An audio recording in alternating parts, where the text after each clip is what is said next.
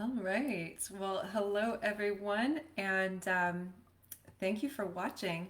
This week, our topic is how to envision your new role.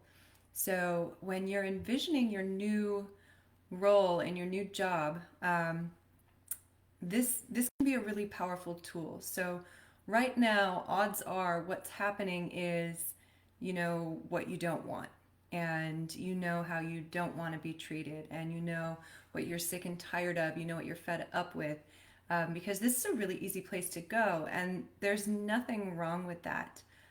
You should figure out what you're no longer available for, and live by your values. If you aren't being treated the way you want to be treated, um, if you aren't getting the kind of work that really inspires you, if you're not given the free time to actually go and take care of, family emergencies, or bring your kid soccer cleats because he left them at the door, then maybe it's time to envision something new.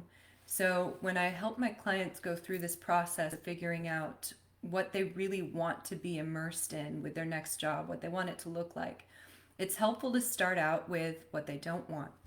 So, the three videos you're going to watch this week are this video, which is about what you don't want.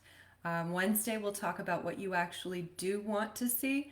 And then Friday, we're going to talk about what you actually enjoy doing. So that's going to help you to actually have a mental image. So when you go and you interview for these next jobs, or you research the companies and you do a little homework, you can see whether or not those companies are going to be something that you want to be a part of if they allow their employees to do those things. So, on what you don't want, some questions that I want to ask you are: what's the last thing that really got under your skin at work? So what happened to really just mess up your whole day? Who peed in your Cheerios and how did they pee in it?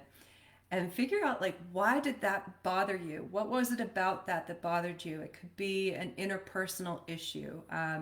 Maybe there's somebody at work you just don't get along with. Well, why don't you get along with that person? Is there something that's really core to that person that you don't like, or was it just situational? Um, and then another thing to consider would be, are there specific things that you really can't stand in a boss or a coworker? I know for me, not being given the reins to do what I want to do and how I want to do it, that's kind of a big deal for me. As I progressed through corporate training, the great bosses that I had were always the ones who said, these are the strategic goals that we need to hit in our department this year. What do you want to do to get there? How do you see yourself being able to get there? And just allowing me to brainstorm myself and figure out how I could really make those things happen. That's important to me, a fair degree of autonomy, and then not micromanaging afterwards. So don't tell me how to do it. Even if you have to tell me what to do, just do not tell me how to do it. That can be seriously frustrating. Another thing to consider for yourself is, are there tasks that you have to do every day that you just hate doing? The TPS reports. Is there some sort of paperwork? Is there some sort of filing? Is it, they make you run down the hill to grab the mail? What do you not want to do anymore? Because knowing these things will help you start to percolate on what you actually do want, right? Another thing to ask is whether or not you're sick of your commute. I know when I moved back to San Antonio, one of the things that I did was, rather than purchase a home, I ended up renting an apartment for almost 2 full years, because the apartment was literally right next door to my office building, and I didn't use my car except for grocery runs every once in a while, and it was beautiful. It was absolutely beautiful.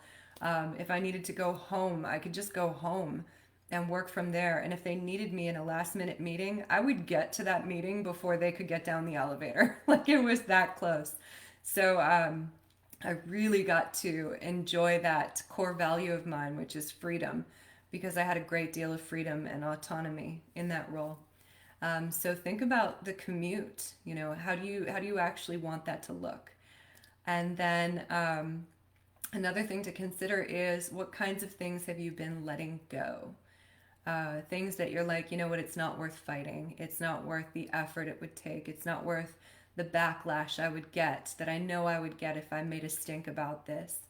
And for a lot of people, this really, I don't even want to say that it's due to your self esteem or your feelings of self worth, because honestly, there are just times where you don't want to deal. You just don't want to deal. Either you don't care enough about the job anymore to put your foot down, um, and I've been there before, or you know that there's absolutely nothing you can do in that situation, and that's a very helpless feeling.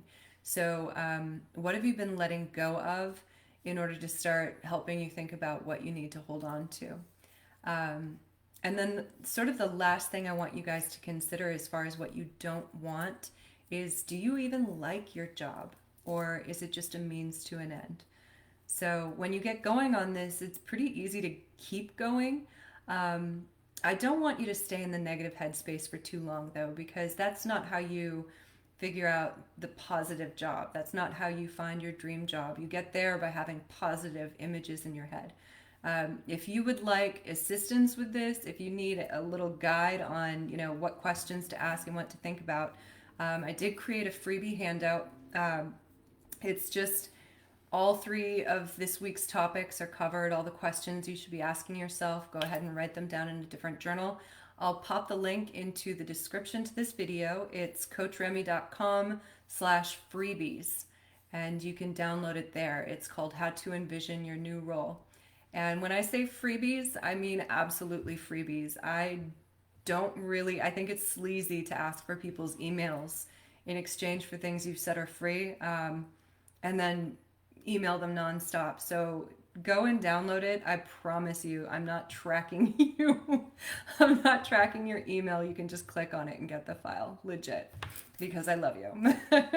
So have a wonderful day. I hope you get started on this. And Wednesday, be here at 5 o'clock, because we're going to talk about the things that you do want. And this is where it starts getting exciting, because rather than focusing on the things you don't want and being kind of like wah wah, we get to start really building that image of what your next job, your dream job, is going to look like.